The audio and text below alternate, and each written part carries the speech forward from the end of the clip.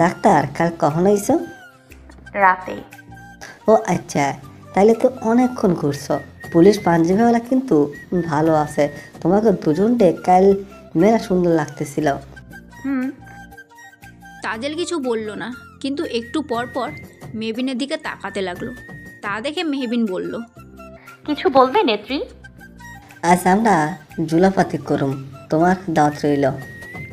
ঝুলাপাতি কি? তুমি জুলাপাতির বুঝো না মানে? হইল আমরা সব ছোট পোলাফ্যান নিজেকে বাড়ি থেকে চাল ডাল দিয়ে একসাথে রান্না করে খামো। ও আচ্ছা, চড়ুই ভাতি। চুরুই ভাতি আবার কি? আমরা তো চুরুই দিয়ে ভাত দেব না, তাহলে চুরুই ভাতি কেমন হইব? তাছাড়া আমরা তো কখনো চুরুই রে ভাত দিই না। তাজেলের কথায় মেহবিন হাসলো আর বলল, তোমার ঝুলাপাতির ভালো নাম চড়ুই ভাতি। মানে শুদ্ধ ভাষা। হুম। জুলাপাতিরা আবার চুরুই ভাতি রাখলো কোন হালায়? হ্যাঁ, কি জুলাপাতি কইবার যাইয়া চড়ুই রে খাইতে দিছিল? হালা কোন ধরনের শব্দ নেত্রী? আরে ভুলে মুখ দিয়ে বাইর হয়ে গেছে। যাই হোক, তুমি আমার প্রশ্নের উত্তর দাও। আমিও জানি না। আচ্ছা, তোমাদের চড়ুই ভাতি মানে ঝুলাপাতি কখন? এই 12টার দিকে এখন যাইয়া যারা জুলাপাতি করব তাকে সবার বাড়ি থেকে চাল নিব, তারপর লাকড়ি কুটমো, তারপর চুলা কুটমো, তারপর সবাই মিলে রান্না করুম। তোমরা রান্না করতে পারো? আমরা ছোট না, আমরা কেমনে পারম? কিন্তু প্রতিবার নৌসি আপা দেখাই দেয়, হ্যাঁ তো আমাদের সাথে জুলাপাতি করে আর আমরা রাঁধি। খুব ভালো না হলেও খাওয়া যায়, কিন্তু সেইটা আমাকেও মেলা স্বাদ লাগে। আচ্ছা, তোমার দাঁত রইলে কিন্তু। এবার তোমাদের ঝুলাপাতি আমার বাড়িতেই করো না। আমিও একটু দেখতাম কিভাবে কি করো। তাহলে তো ভালোই হলো, আমরা একটা জায়গা খুঁজতেছিলাম। আচ্ছা, তাহলে এখানেই করো। আর হ্যাঁ, মিশুমণি তোমায় আজ আমার সাথে ও বাড়িতে যেতে বলেছে। মিশুমণি কিডা? ও চেয়ারম্যানের পাগল মাইয়া ও থুডি মাইয়া? হুম। তাজেলকে পড়ানো শেষ হলে তাজেল সবাইকে ডেকে মেহবিনের কথা বলল। সবাই নিজেদের বাড়ি থেকে সব নিয়ে এলো। ওরা মোট 7 জন, তাদের মধ্যে নৌশিও একজন। ওরা সব করলো, চুলা বানালো, সব মেহবিন দেখলো, রান্না করলো, যা যা দরকার মেহবিন নিজের ওখান থেকে দিল। অতপর রান্না শেষ করে সবাইকে গোসল করে গেল, এসে খাবার খাবে। তার আগে কলা পাতা কেটে এনে রেখেছে তাজেল আর নৌশি। সবার প্রথমে নৌশি এলো, মেহবিন নৌশিকে জিজ্ঞেস করলো, তুমিও ওদের সাথে চড়ুই ভাতি করো?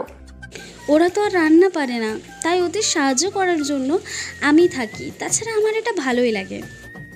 অতপর সবাই আসলে একসাথে কলাপাতায় একসাথে খাবার খেলো।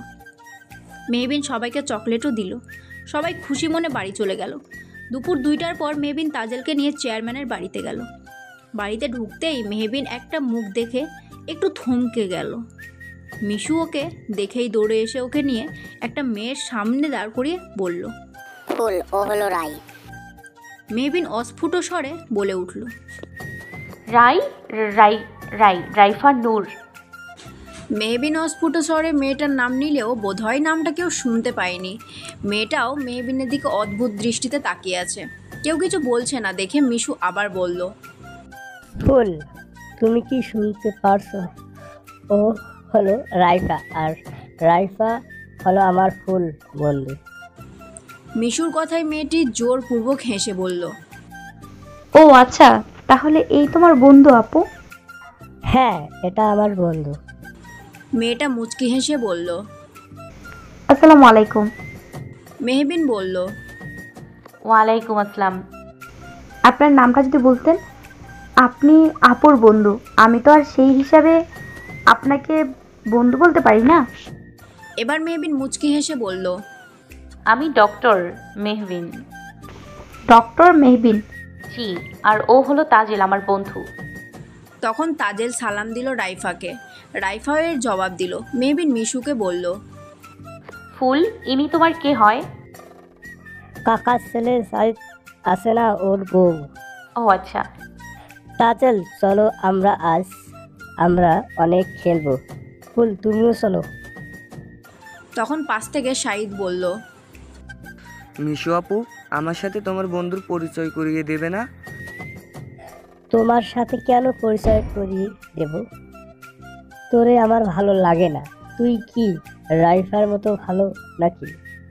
আরে আপু, তুমিও না সবসময় শুধু আমায় ভুল বুঝো। By the way, doctor Mehbin, আমি ডক্টর সাজিদ। মেহবিন বলল, আপনিও ডক্টর? আমিও ডক্টর। এই তো 6 মাসের জন্য একটা রিসার্চ করতে গিয়েছিলাম বিদেশে। রাইফাকেও সাথে নিয়েছিলাম, কালকেই ফিরেছি আমরা। মেহবিন রাইফার দিকে একবার তাকিয়ে আবার শাহিদের দিকে তাকিয়ে বলল। ও আচ্ছা, ফুল চলো আমরা যাই। মেহবিন তাজেলের হাত ধরে মিশুর সাথে গেল। তাজেল মেহবিনকে ফিস ফিস করে বলল, ডাক্তার, তোমার সাথে আসা উচিত হয় নাই আমার। কেন, কি হয়েছে? এই চেয়ারম্যান বাড়ির হগলে কেমনে চাই রয়েছে আমারে পাইলে, আর আসার পর থেকে একটা কথাও কইতে পারলাম না। আমার কেমন জানি দম বন্ধ লাগতেছে। আরে কিছুই হবে না, এখন তো আমরা মিশুর ঘরেই থাকবো। এরপর থেকে আমারে আর আনবা না। আচ্ছা ঠিক আছে, এখন চলো। মেহবিন মিশুর ঘরে চলে গেল। তখন চেয়ারম্যান সাহেব বললেন, আরিফা, ওদের রুমে হালকা নাস্তা পাঠাও। মনে তো হয় না মেয়েটা খাবে। আজ পর্যন্ত কতবার আসা যাওয়া হয়েছে, কিন্তু মেয়েটা কিছুই খায়নি। তো কি হয়েছে, আজ তো একটা ছোট মেয়েও আছে। কে খেলো না খেলো তা দেখে আমাদের কোনো কাজ নেই। আমাদের কাজ অতিথিদের আপ্যায়ন করা, তাই করবে। ওই মেয়েটির সাথে যে মেয়েটা এসেছে সে কে? শেখ শাহনওয়াজ তাজেলের বাবার নাম বলতেই আরিফা জামান বললেন, ও, যার বউ পালিয়ে গেছে মেয়েটাকে রেখে, আর সেও একজনকে বিয়ে করে নিয়েছে। ওই মেয়ের সাথে এই ডক্টরের কীভাবে পরিচয় হলো? আর এরকম মেয়েকে আমাদের বাড়িতে কেনই বা নিয়ে এসেছে? তখন পেছন থেকে আওয়াজ আসলো, কারণ আপনাদের বাড়ির মেয়ে নিয়ে আসতে বলেছে বলে তাই সে এখানে। আর তার সাথে আমার পরিচয় হয়েছে, এই জন্যই সে তার পরিচয় সর্বপ্রথম। সে একজন মানুষ, তাই। সবাই তাকাতেই দেখলো বুকে হাত বেঁধে মেহবিন দাঁড়িয়ে। ওকে দেখেই আরিফা জামান একটু ভড়কে গেল আর বলল, আমি সেরকম কিছু বোঝাতে চাইনি। মেহবিন মুখ শক্ত করে বলল, ও আচ্ছা, এরকম মেয়ে বলতে কি বুঝিয়েছেন আপনি? মানে ওর মা পালিয়ে গেছে। তো কি হয়েছে? ওর মা পালিয়ে গেছে। ও কি একবারও বলেছে ওর মাকে কারোর সাথে পালিয়ে যেতে? এত কিছুর মাঝে ওর দোষ কোথায়? তবে এটা জানেন কি, ওর মা চলে যাওয়ায় সব থেকে লস কিন্তু ওরই হয়েছে। ওর মা পালিয়ে তো গেছে, কিন্তু ওকে একা রেখে গিয়েছে এই পৃথিবীতে। ওর বাবা দুদিন কান্না করলেও নিজের জন্য সঙ্গী ঠিকই খুঁজে নিয়েছে, কিন্তু ও পায়নি একটা মা। তাকে আপনি এরকম মেয়ে বলতে কি বোঝাতে চান? যে মেয়েটার মা পালিয়ে গেছে সেই মেয়েটা খারাপ, কিন্তু বিশ্বাস করুন আমি বলছি, আমি এই কদিনে যতগুলো মানুষকে দেখেছি তাদের মধ্যে আমার নেত্রীর মতো ভালো মানুষ আমি একটাও দেখিনি। সব শুনে সবাই চুপ হয়ে গেল। তখন শেখ শাহনওয়াজ বললেন, ডক্টর, আপনি এখানে কিছু লাগবে? মিশু পানি খেতে চেয়েছে। ও আচ্ছা, এখানে যা হলো তার জন্য আমি দুঃখিত। যেখানে আপনার দায় নেই সেখানে দায় দেখাতে যাবেন না চেয়ারম্যান সাহেব। নিজের পুরনো অভ্যাস বদলান। নিজের দায়গুলো তো ঠিকমতো পালন করতে পারেন না, কিন্তু অন্যের দায় নিজের কাঁধে ঠিকই তুলতে পারেন। মেহবিনের কথাই শেখ শাহনওয়াজ কিছু বললেন না, অন্যদিকে তাকিয়ে রইলেন। মেহবিন আরিফা জামানের দিকে তাকিয়ে বলল, কাল যদি আমি ফুলকে কথা না দিতাম তাহলে আমার নেত্রীর অপমানের জন্য এখানে আর এক মুহূর্ত থাকতাম না। তখন আরিফা জামান বললেন, আমি দুঃখিত, আসলে আমি সেভাবে মিন করিনি। কি মিন করেছেন সেটা না হয়ে থাক, আপাতত পানি দিন। কথা তো অনেক বলা যায়, কিন্তু কথার আসল মর্ম তো কথা বলার উপস্থাপনের উপর নির্ভরশীল। যেমনভাবে কথাগুলো উপস্থাপন করবেন তেমনটাই না বুঝতে পারবে মানুষজন। যাই হোক, এটা নিয়ে কথা বললে কথা বাড়বে। তখন রাইফা পানি নিয়ে এলো। মেহবিন তার দিকে একবার তাকিয়ে পানি নিয়ে চলে গেল। তখন আরিফা জামান বললেন, মেয়েটা আমাকে এতগুলো কথা শোনালো, আপনি কিছুই বললেন না। শুধু আমাকে নয়, আপনি তো দুঃখিত প্রকাশ করলেন, তাও মেয়েটা আপনাকে কথা শোনালো, আপনি কিছুই বললেন না। উল্টো তার কথা শুনে উল্টো দিকে ঘুরে গেলেন কেন? আপনি কোনো দোষ করছেন? শেখ শাহনওয়াজ শান্ত স্বরে বললেন, মেয়েটা তো ভুল কিছু বলেনি, তাই কিছু বলেনি। সত্যিই তো, আমরা একজনের জন্য আরেকজনকে দোষারোপ করে কিছু বলতে পারিনি। বলেই তিনি চলে গেলেন। আরিফা জামান শুধু তাকিয়েই রইলেন, তার ভীষণ রাগ হলো। আরিফা একটু পর কিছু হালকা খাবার নিয়ে মিশুর রুমে গেল। মেহবিনের চোখ বাঁধা তাজেল আর মিশু কানামাছি খেলছে। তিনজনের মুখেই হাসি। তাজেল আর মিশু একটু পরপর মেহবিনকে খোঁজাচ্ছে। তখন ওরা একটা জায়গায় লুকিয়ে গেল। তা দেখে রাইফা খাবারটা বিছানায় রাখলো। এদিকে মেহবিন ওদের খুঁজতে খুঁজতে রাইফার কাছে চলে এসেছে। ওকে ধরতে গিয়েও মেহবিন থেমে গেল। মেহবিন চোখ থেকে কাপড় সরিয়ে রাইফাকে দেখে বলল, আপনি কখন এলেন? একটু আগেই খাবার দিতে এসেছি। ও আচ্ছা, ফুল নেত্রী বেরিয়ে এসো, আমরা আর কানামাছি খেলবো না। মেহবিনের কথা শুনে দুজনেই বেরিয়ে আসলো। মিশু রাইফাকে দেখে বলল, রাইফা তুমি এখানে আসো, তুমিও বসো। না আপু, আমার কাজ আছে, আমি গেলাম। আরে বসোই না, কোনো কাজ নেই।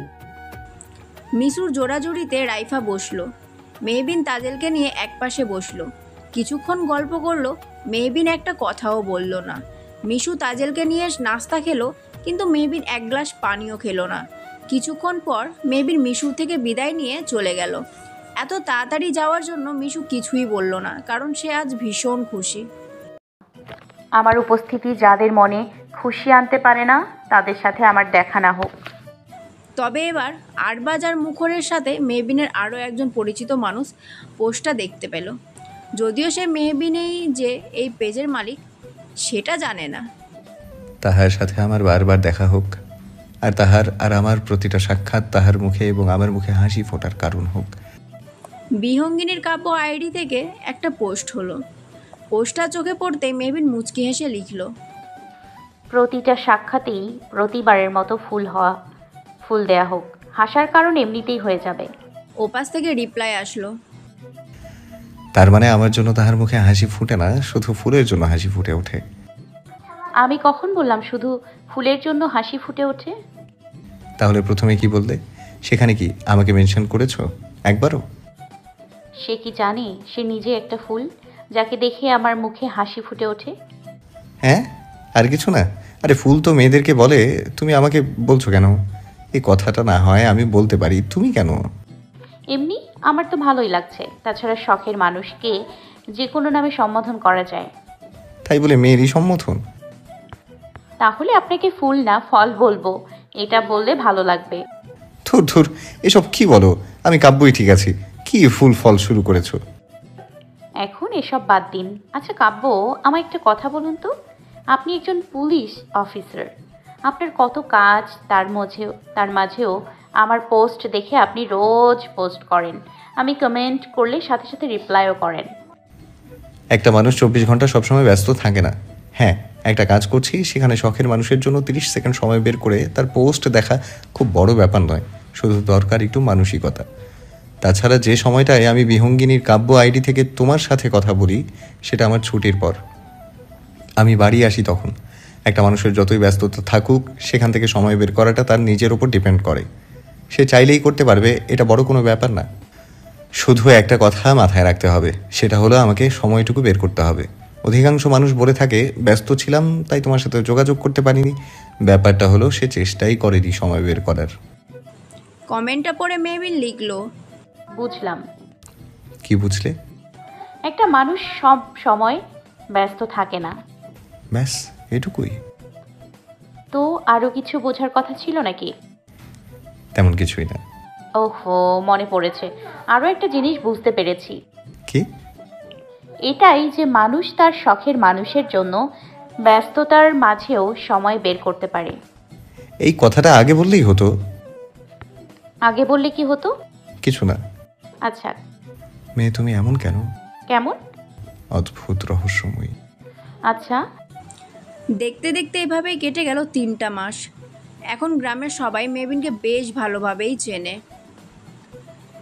মেহবিন যতটুকু পারে ততটুকু সবাইকে সাহায্য করে, এমনকি তাদের কিছু বিষয়ে মেহবিনের কাছে পরামর্শও নিতে আসে।